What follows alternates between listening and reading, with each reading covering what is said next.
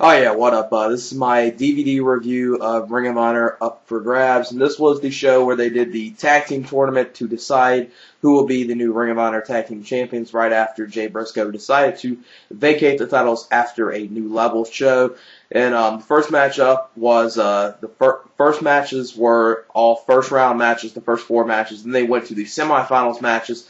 And my only gripe of this show was they had three non-tournament matches, which obviously they needed to have non-tournament matches, but they put them in a way where after they did the semifinals matches and the first round match, instead of, putting one of them inside after one of the first round matches or right before the semifinals and after the semifinals, I thought, that kind of hurt the show a little as far as the structure of the show. But other than that, pretty solid show from Ring of Honor, so let me get into start reviewing it. The first matchup was Chris Hero and Adam Pearce versus Ruckus and Jigsaw. And this was actually a whole lot better opener than I was expecting. I was expecting 0 from this match, and you got a little overall solid opener from these two teams. Jigsaw and Ruckus obviously working their fast-paced style, back-and-forth action like they do. And Adam Pearce and Chris Hero pretty much, using their slow, methodical style. And I think it meshed pretty well with Jigsaw and Ruckus' fast-paced action and worked pretty good in this match. I didn't expect seeing that. Chris Hero and Adam Pearce ended up advancing on to the semifinals after Chris Hero hits the roaring elbow to Ruckus for the win in a 2.5-star match. Whole lot better opener than I was expecting. Then after the match was probably one of Ring of Honor's most forgettable angles of the year, and that was when Eddie Kingston came to the ring and attacked Jigsaw, and you saw them brawl back and forth. Then Ruckus broke it up, and this really didn't lead to anything. The following night at the Respect the Zone 2 pay-per-view tape, and they had a dark match or a match that was only on the DVD version of Respect the Zone 2 with Jigsaw and Eddie Kingston, and Jigsaw pretty much squashed Eddie Kingston, which kind of really shocked a lot of people. Not a fan of Eddie Kingston, but I wish this angle would at least led to somewhere, possibly maybe bring it into the Blackout faction, which probably a lot of people were expecting this whole storyline or angle leading to, but I think during the summer or at some point or another, Eddie Kingston missed a couple independent shows, and kind of, I guess, during that point, Gabe Sapolsky was not that much of a fan of Eddie Kingston. That kind of, I guess, lost a little respect in Gabe's eyes. So, him missing some other independent shows or choosing other indies over Ring of Honor at that point. And, this never led to anything at all. Unfortunately, I think if they would have brought the Blackout faction, that would have been, something that could possibly rejuvenate the, I guess, somewhat stable war, unless they kind of have somewhat stables in Ring of Honor, but not now. It's pretty much just tag teams, and that stable could have possibly, done some good stuff within Ring of Honor's tag team division. Unfortunately, it never happened. Then the next matchup was Kevin Steen and El Generico versus Nigel McGuinness and Shiozaki in another first round match, and this was a match that I was expecting a lot from. You got a good tag match, but you didn't get the excellent tag match that probably a lot of people are expecting. You saw some good stuff from Nigel, Shiozaki, and Steen and Generico worked very good as a team. Overall, some good stuff here. Obviously, a lot of good crowd heat for Nigel McGuinness in this match. Kevin Steen and El Generico ended up advancing to the semifinals when Kevin Steen puts Nigel McGuinness into the sharpshooter. Nigel McGuinness ends up tapping out in a 3-1 4-star match. Good match, but I was expecting a little more from it. Then after the match, post-match, you see Nigel McGuinness get a chair in the ring, and he's beaten down. Kevin Steen wraps the chair around one of Kevin Steen's legs, stomps down on it, then gets on the top rope, stomps back, stomps down on it again. Shiozaki comes in there and says, "You don't need to do this." Then, he leaves the ring, and the crowd's chanting, "You tapped out," leaves to the back, and obviously later on in the evening when Kevin Steen and El Generico have their other next match, they're playing it off as, they're very banged up. Kevin Steen has, nagging knee injuries or whatever, or, his knee's hurting after Nigel McGuinness attacked him here, so that's what they play off later on in the evening. Then the next matchup was Tyler Black and Jimmy Jacobs versus Delirious and Pelle Primeau, and this was probably the weakest of the first round matches, I gotta say. Not that I was expecting anything from it at all, because I wasn't. Gotta say, Pelle Primeau is probably the only former Ring of Honor student that actually could take serious in the ring. That actually I don't mind being on the regular show. I think he actually is starting to improve and starting to make it seem like he's worthy of being on the regular shows. Him and Delirious, for the small time that they were teaming up, did okay as a tag team. Not a great tag team, an average tag team. And obviously Jimmy Jacobs and Tyler Black, they did a lot of good stuff in this match. And the end of this match comes when Pelle Primeau gets hit with Tyler Black's God's Last Gift, the small package driver, in a 2-star match. Probably, like I said, the worst of the first round matches.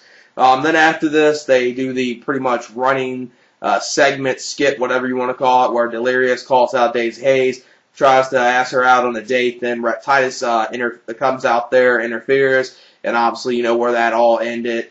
And then the next matchup was, the best of the first round matches, and I gotta say the best of the match of the show, and that was Austin Aries and Bryan Danielson teaming up versus Roderick Strong and Davey Richards of the No Remorse Corps. A lot of good stuff in this match. Obviously, Austin Aries and Roderick Strong, both former partners, former rivals as well. Bryan Danielson did pretty good stuff with Roderick Strong, like you would expect from their matches they had in the past. Excellent, matches where Bryan Danielson was world champion at the point against Roderick Strong. Davey Richards got some good stuff. Just a good overall tag match. Excellent stuff in this match. Really enjoyed it.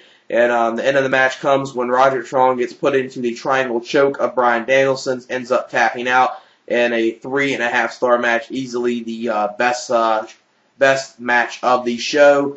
Then after this, they go to the semifinals match. It's the first semifinal match, being Chris Hero and Adam Pearce versus Kevin Steen and El Generico.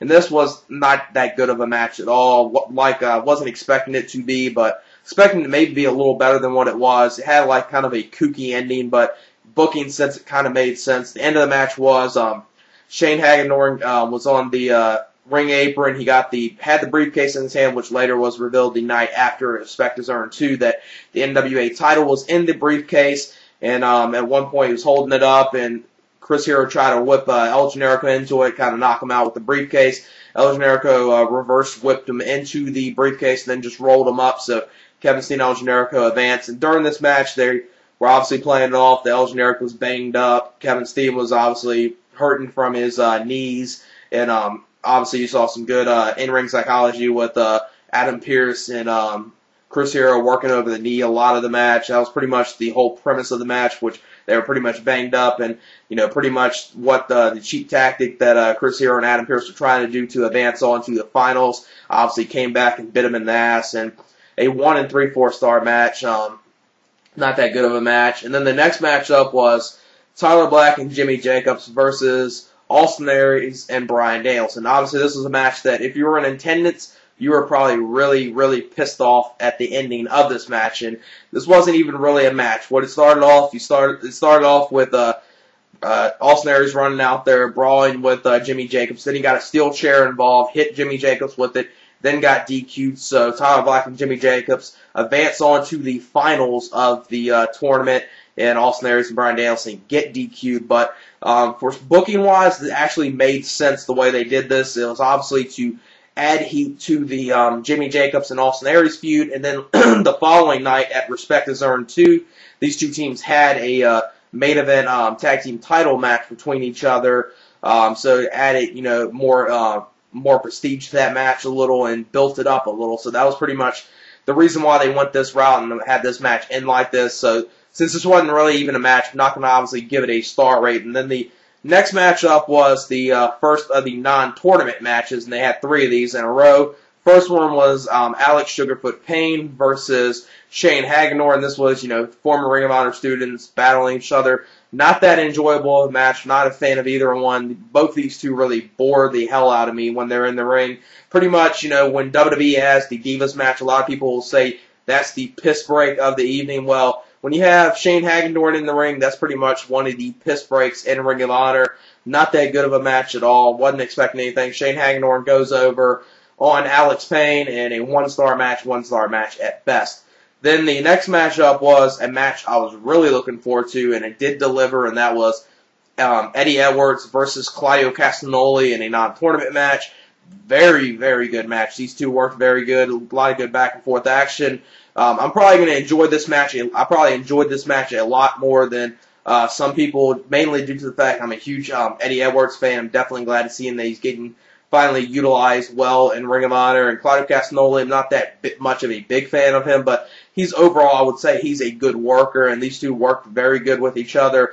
Claudio Castagnoli goes over when he hits when he throws him up and hits him with the stiff uppercut to Eddie Edwards. So even in a losing fashion with Eddie Edwards, still, I thought they put him over as a single star, and kind of like, I would say, one of his first Ring of Honor, matches that seemed like, somewhat of a breakout match for him. 3-star match. Like I said, I probably enjoyed it more than probably what others did, but I really enjoyed the match. Then the next matchup was a 3-way, which was Erick Stevens versus Brent Albright versus Necro Butcher. And just like pretty much any Necro Butcher match, it wasn't called a no DQ match, but it pretty much was. You saw a lot of brawling. They got in the crowd. Saw some steel chairs get involved. There was a pile of steel chairs where you saw Erick Stevens and Brent Albright brawling back with each other, and then Necro Butcher threw a couple chairs at them. And they got back in the ring. Wasn't that long of a match. I thought maybe they should have gave it a couple more minutes longer, but saw some good stuff in here.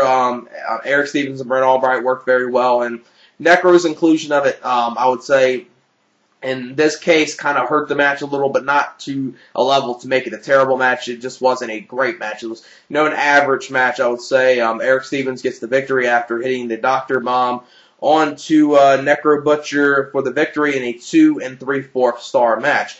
Then you got the main event of the night, which was the finals in the ROH Tag Team Tournament to decide who will be the new Ring of Honor Tag Team Champions, and this was Tyler Black and Jimmy Jacobs versus Kevin Steen and El Generico. And obviously, during this match, what they did at the beginning was El Generico, he had an injured arm or injured shoulder in this match, so he got taken out of this match. So a good portion of this match was Jimmy Jacobs and Tyler Black versus Kevin Steen, and somewhat of a handicap match. So they pretty much booked it in a way where Kevin Steen kept on fighting against the odds, kept kicking out of everything that Tyler Black and Jimmy Jacobs were putting against him.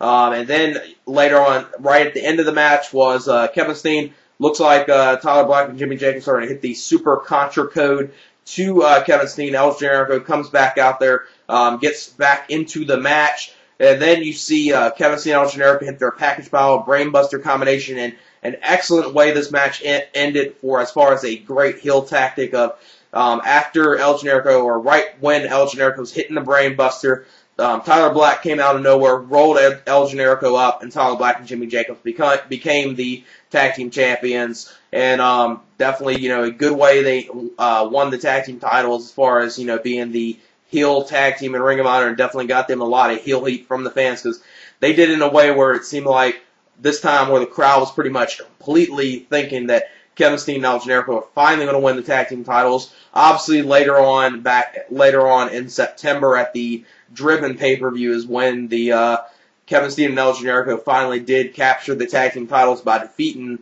Jimmy Jacobs and Tyler Black. Obviously, that match was better than this, but this was a solid main event, and I like the way they had Jimmy Jacobs and Tyler Black win the match. 3-star match, solid main event. Overall, I would give this show a 7 out of 10. It's one of those shows where you kind of can pass on. It's not a must-see. The only way I would recommend this is if you're a huge fan of tournaments, and this wasn't even a great tournament. It was pretty much an average tournament.